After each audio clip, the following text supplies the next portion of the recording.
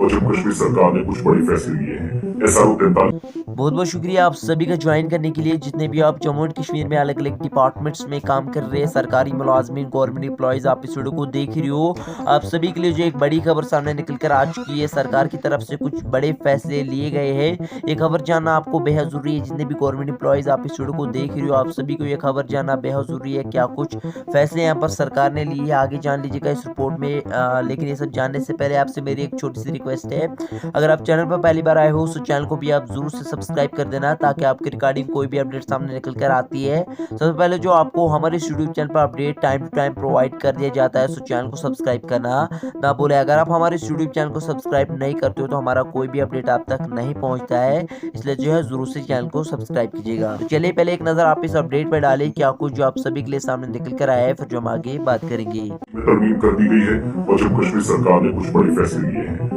SRO 43 के तहत भी जो केसेस थे वो भी इस स्कीम के अंदर आते हैं। पहली बात, जम्मू कश्मीर इंतजामिया की तरफ से साल 2022 की जो बहाली इमदादी स्कीम, रिहेबिलिटेशन असिस्टेंस स्कीम जो थी, उसमें तरमीम कर दी है, संशोधन कर दिया है, उसमें अमेंडमेंट हो चुकी है। अब इससे दो चीजें होंगी। एक तो ये, इस स्कीम में तरमीम से जम्मू कश्मीर इंतजामिया में जो फौत होने वाले, मरने वाले मुलाजमीन हैं, अगर उनका कोई आगे नेक्स्ट ऑफ किन है, लाहिकीन है, कोई उनका बच्चा है, कोई बच्ची है जो नौकरी के अहल है, वो तकनीकी तौर से जो परेशानियां थी वो दूर करके उनको कहा गया they can get job in government departments, वो सरकारी नौकरी ले सके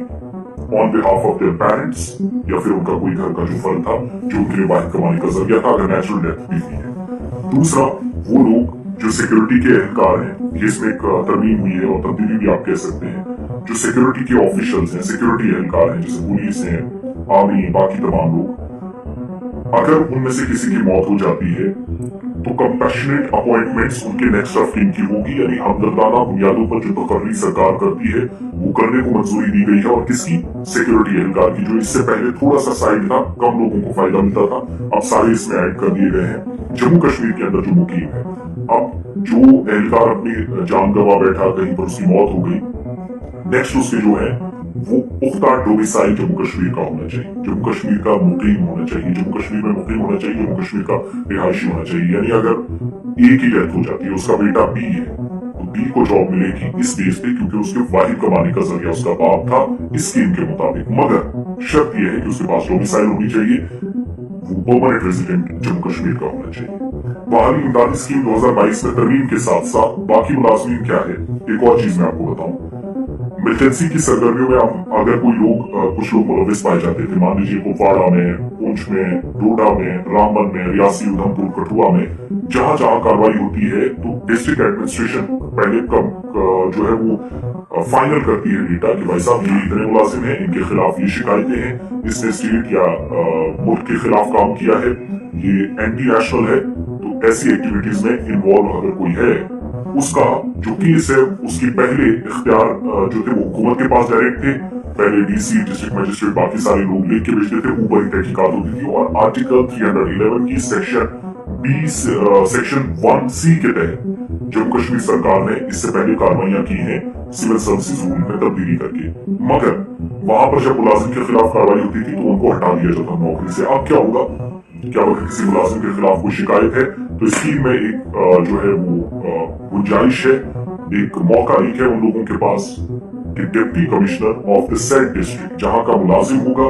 वहां डिप्टी कमिश्नर अपने लेवल पर उसकी पुष्टि करेगा, आधिकारिक तौर पर तस्दीक करेगा कि क्या ये एंटी नेशनल एक्टिविटीज में इंडल्ज था या नहीं। गैर कानूनी या दहशतगर्दाना सरगर्मियों में अगर कोई मुलविस पाया गया, कोई डायरेक्टली या इनडायरेक्टली हाथ किसी का है, तो सरकार, जैसे पिछले 2 सालों में बहुत सारे मुलाजिमों को बरतरफ कर दिया गया, वो करने से पहले अब एक मौका होगा, डिप्टी कमिश्नर को एम्पावर किया गया है, इख्तियार उसके पास होंगे कि क्या इसके इलाके का कोई डीसी, इसके इलाके का कोई सरकारी मुलाजिम जिसको सरकार बरतरफ करने जा रही है, डिपेंड करेगा कि डीसी ऑफिशियल उसकी कंफर्मेशन कर रहा है या नहीं। मान लीजिएगा किसी का दादा कहीं मिलिटेंटों के साथ आगे उसके बच्चे भी पाए गए, उसका बच्चा भी आगे, लेकिन सरकारी मुलाजमत उसके पास है। पहले सरकार क्या करती थी, अपने लेवल पे सीआईडी के थ्रू तहकीकात वगैरह अपने एजेंसीज का इस्तेमाल करके करती थी, बाद में छुट्टी कर दी जाती थी, मौका कोई बचता नहीं, अदालत के रास्ते बाद वो सारी चीजें। अब डिप्टी कमिश्नर को बाख्तियार बनाया गया है, वो इसकी तस्दीक करेगा कि क्या सरकारी मुलाजिम गलत था या नहीं।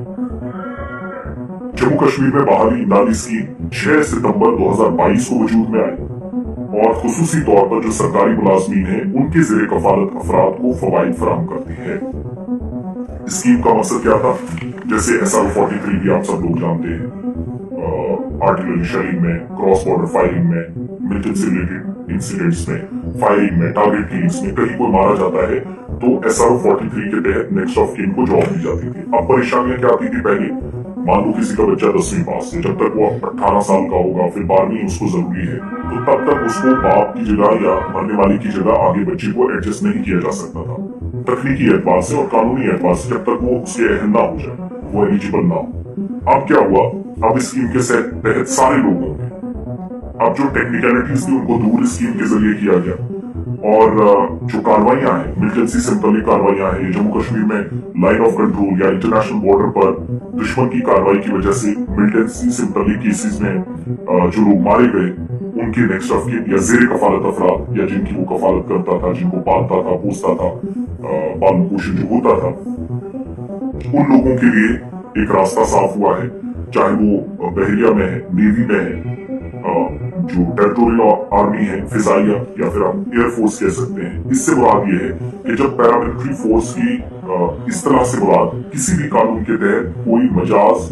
मुकर्रिका के बनाए गए कानून के तहत तश्कील देना, मकसद सिर्फ ये कि इनके बच्चों को भी आगे अगर जम्मू कश्मीर में वो है डोमिसाइल है तो मुतलका डिप्टी कमिश्नर या बाकी सारे लोग देखते हैं, अपने लेवल पर तहकीकात करते हैं, फिर नेक्स्ट को जॉब दी जाती है। और दूसरी मेरे हिसाब से जो आसान चीज है, किसी सरकारी मुलाजिम की मौत मिलिटेंसी या दहशतगर्दाना कार्रवाई या अमन अमान की सूरत हाल से होती है, लॉ एंड ऑर्डर में मेंटेनेंस में खराबी होती है, किसी की मौत हो जाती है, तो उस डिस्ट्रिक्ट का डिप्टी कमिश्नर ये तस्दीक करेगा कि क्या मरने वाला मुलाजिम मिलिटेंसी या दहशतगर्दी से मुतल्लिक एक्टिविटीज में इन्वॉल्व था या नहीं। अगर मुतवफी मुलाजिम या जो मरने वाला मुलाजिम होगा जिसकी मौत हो गई होगी, इसकी एक्टिविटीज इस तरह की किसी एक्टिविटी में पाया गया तो उनके वार्ड्स को किसी मुराद के लिए जेर गौर नहीं लाया जाएगा, ना उस पूरी वार्ड्स को जहां वो पाया जाएगा जिसमें उसका परिवार पर्टिकुलरली होगा, यानी आगे भी मुतासिर होंगे। तो वही एक फॉर्मूला है कि किसी ने अगर मुल्क के खिलाफ काम किया है उसको कंटिन्यूटी में रखा जाए, फिर उसको किसी को भी नौकरी ना दी जाए। जम्मू कश्मीर मरकज के ज़िम्मेदार इलाका है। मौजूदा कवानीन के तहत रेगुलाइज किए गए जो अफराद हैं जो रेगुलाइजेशन से पहले फौत हो गए वो स्कीम के तहत नाअहल हैं। ये उन तमाम लोगों के लिए है जो रेगुलाइजेशन का इंतजार कर रहे थे, सरकारी मुलाजमत है और रेगुलाइजेशन अभी हुई नहीं, पहले ही मर गए, तो इसके स्कीम के तहत वो नाअहल है। अगर कोई बच्चा कहेगा कि मुझे आगे जाकर अपनी जगह नौकरी करनी है तो वो इस स्कीम के मुताबिक ये जो क्या कहते हैं इसको, रिहैबिलिटेशन असिस्टेंस स्कीम 6 सितंबर 2022 को जो वजूद में आई, इस स्कीम के मुताबिक नॉन एलिजिबल है और इस ऑर्डर के मुताबिक दोबारा मुलाजमत में साबिक फौजियों की मुलाजमत को सिविल पोस्ट में आम रिटायरमेंट की उम्र से पहले शामिल नहीं किया जाएगा। ये भी याद रखिएगा, जो रिटायर्ड फौजी हैं या पुराने फौजी रहे हैं उनकी मुलाजमत को सिविल पोस्ट में आम रिटायरमेंट की उम्र से पहले शामिल नहीं किया जाएगा और सरकार के मुताबिक इन अमेंडमेंट्स को, इन तरमीम को स्कीम की शुरुआत में शामिल समझा जाता है। तो उन तमाम लोगों के लिए जिन पर बाकी लोग डिपेंड करते थे, जेर कफालत अफराद थे, उनके लिए एक अच्छी बात है कि हुकूमत ने एक दरवाजा खोल दिया है और मुख्तलिफ जो नीम फौजी दस्ते हैं, पैरामिलिट्री फोर्सेज हैं, सिक्योरिटी इदारे हैं, उनके साथ जुड़े लोग हैं, उन अहलकारों की मौत होती है तो आगे उनके बच्चों को फायदा पहुंचेगा ड्यूटी के दौरान अगर वो मर गए। इसके साथ साथ तरमीम इस बात को यकीनी बनाएगी, अमेंडमेंट से ये होगा कि कोई मुराद होगी, कोई स्पेशली सरकार की तरफ से फंड या पैसा, कंपैशनेट अपॉइंटमेंट्स या हमदर्दाना तकर्रियां या माली मुआवजा सरकारी मुलाजमीन के बच्चों को नहीं दी जाएंगी अगर किसी का केस मिलिटेंट से रिलेटेड है, दहशतगर्दी की सर्दियों में मुलविस होने से हलाक हुए हैं। यानी सरकार ने दो चीजें क्लियर कर दी है कि अगर कोई सरकारी मुलाजिम था उसके बच्चों को जॉब नहीं मिलेगी अगर वो इस चीज से बड़ा है कि वो वो मिलिटेंसी में इन्वॉल्व था। आगे भी अगर इन्वॉल्व रहेगा तो उसके पूरे वार्ड को ये अलग किया जाएगा, परिवार को भी जॉब नहीं मिलेगी। लेकिन जिस मुलाजिम का नाम इस तरह की एक्टिविटीज में आएगा, एंटी नेशनल एक्टिविटी में उसका नाम जोड़कर देखा जाएगा या कोई इन्वेस्टिगेशन उस पर शुरू हो गई है, जैसे चल भी रही है जम्मू कश्मीर में, बहुत सारे लोग रडार पर हैं, तो deputy commissioner will be authorised, वो कॉम्पिटेंट अथॉरिटी एक तरह से यस और नो से सरकार को लिख कर देना है कि क्या ये इसके खिलाफ कोई सबूत था या नहीं, उसने ये कंफर्म करके देना है। तो ये थी तमाम सरकारी मुलाजमीन के लिए अपडेट। जितने भी सरकारी मुलाजमीन आप इस वीडियो को अभी तक देख रहे हो, तो जितने भी चैनल पर पहली बार आए हो, तो चैनल को भी आप जरूर सब्सक्राइब कर देना, ताकि आपके रिगार्डिंग कोई भी अपडेट सामने निकल कर आती है सबसे पहले जो आपको हमारे इस यूट्यूब चैनल पर update time to time provide कर दिया जाएगा। तो चैनल को सब्सक्राइब करना ना भूले। सो मिलते हैं किसी नेक्स्ट अपडेट में, तब तक के लिए खुदा हाफिज़।